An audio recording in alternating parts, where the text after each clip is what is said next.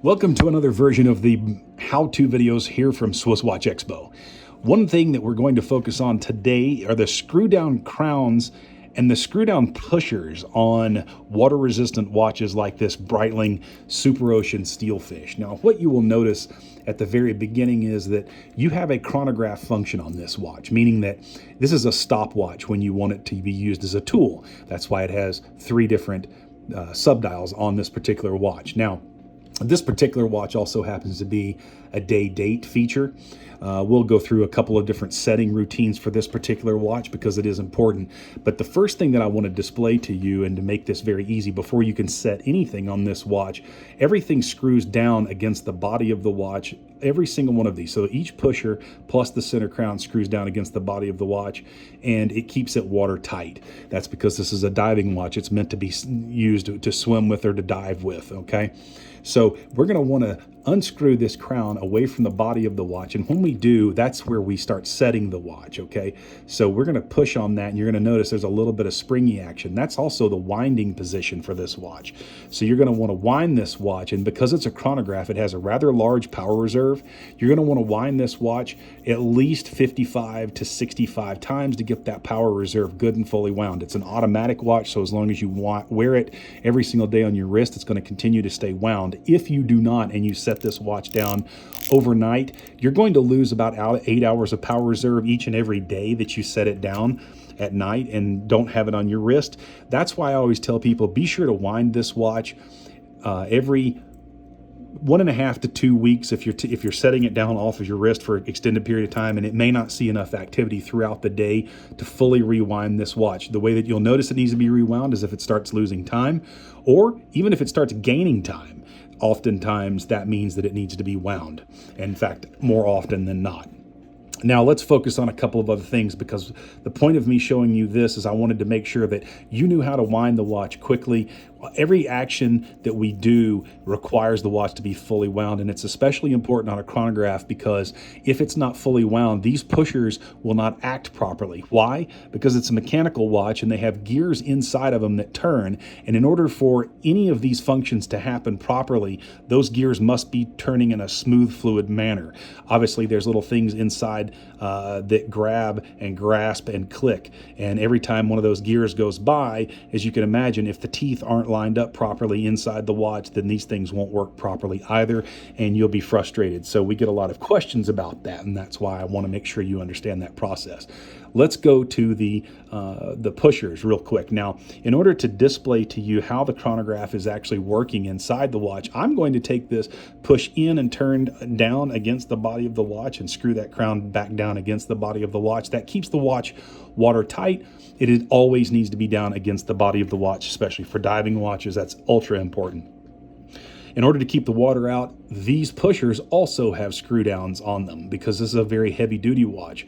And you'll typically find screw down pushers on very heavy duty, deep diving watches. So in order to operate these pushers, you'll notice I can't push on these because they're actually screwed down and locked into position. The reason for that is you don't want to push these pushers of any kind of any watch, any chronograph, regardless of who makes it. You don't want to push these underwater, because that gives an area for water to escape and go inside the watch, and you'll see it inside your dial. And I always tell people, if you're not careful, you'll look down and there'll be fish swimming in your dial. We don't want that.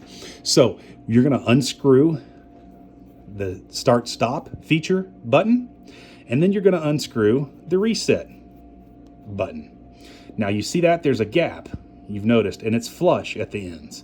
Gives you a little bit wider pushing area. It's a little bit more positive. So when you start, now you can push those and it starts the chronograph. See how easy that is?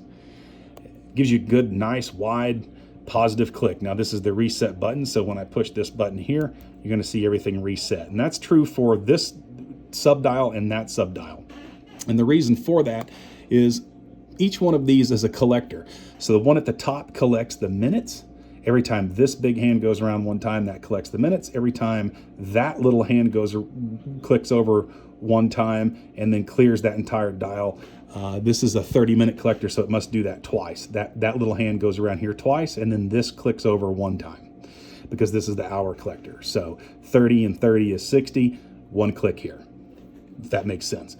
This subdial is the subdial seconds hand for the entire watch. So this one will constantly move. You should not be allowing this hand that I'm following right here to move all the time, because it runs down the power reserve, because now you're using not only the watch regular standard power, but also the chronograph power, and you can run down the power reserve on the watch rather quickly if this is always moving. Many people think that that hand right there should be moving all the time. That's not so. It's just for the chronograph feature. So I'll stop it, and then I'll reset it. Now, if you were to go swimming in this watch, you would want to reset everything. So in other words, screw down these pushers, make sure they're tight. They're only finger tight. You don't have to get it really tight. You don't have to really crank on them to get them down. But once you do, as long as it's locked down against the body of the watch, it's good and watertight. So you're in good shape there. Now, let's talk about setting the watch. So we picked up this watch. We don't know if this is 10 a.m. or 10 p.m. at night. And so what I always tell folks to do is go ahead, pull that crown out. And this one's got a good stiff crown on it, so you got to really pull on it to get it all the way out, all right? Don't be afraid to pull that crown out, because the first click is pretty stiff, and then the second click is another stiff click. So this is a very durable watch, so it requires a little bit of effort. Now, I'm going to go ahead and move this hour hand around the dial. I want you to pay attention, because this says Saturday the 10th.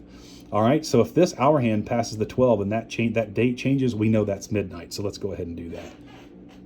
And it changed. Okay, so you saw the day and the date flip. Now it says Sunday the 11th. All right, so now that we knew that was midnight. Now we're going to go to the safety zone. This is highly important on these watches, and I mean excruciatingly important. Do not ever set the date when that hand is in the top half of the dial. So if you do like this and you see the hour hand in the top half of the dial, it's the danger zone. It only applies to the hour hand, not the minute hand. So if you see that top dial filled full of hour hand, don't set the date. Make sure to set that hour hand down in the bottom half of the dial. But it's also, you want to make sure that you set the date properly, because you may look down at noon and see the date flip and think, why is it doing this at noon? Well, it's because you actually didn't set the watch properly. You need to go ahead and run that hand around the dial to make sure that it only flips at midnight, okay? So let's go ahead and show you now how to set the day and the date. So I push the crown all the way back down and then pull it out one click, okay? It's really easy to find on this watch. Some are not so much. So if you turn this particular crown towards the 12, so in other words, in this direction, you'll notice that the date flips, okay? So it quickly sets. You can choose your date, all right? Now, when you turn that same crown towards you, or towards the 6, so towards the 12 to set the date, towards the 6 to set the day. So now you see that day flipping? That's how you set the day and the date on this particular watch. Now, once I've done that, then I go back and I set the time. That way I know that everything is good and we're not going to jam any gears up or do anything improper that would otherwise cause harm to the watch. Final thing, push in and turn. Push in and turn. That operation makes sure that it grabs the threads. Once it grabs the threads, you can just go ahead and screw that crown down. It'll lock against the body of the watch. There again, it doesn't have to be cranked down, finger tight. Just as soon as it stops, it's tight enough against the watch. It makes it water resistant. So that's how you set the SuperOcean Steelfish. By the way, this is an excellent watch. They don't make that mercury silver dial anymore. This is a really cool watch and a great watch to have in your collection. Visit us at SwissWatchExpo.com.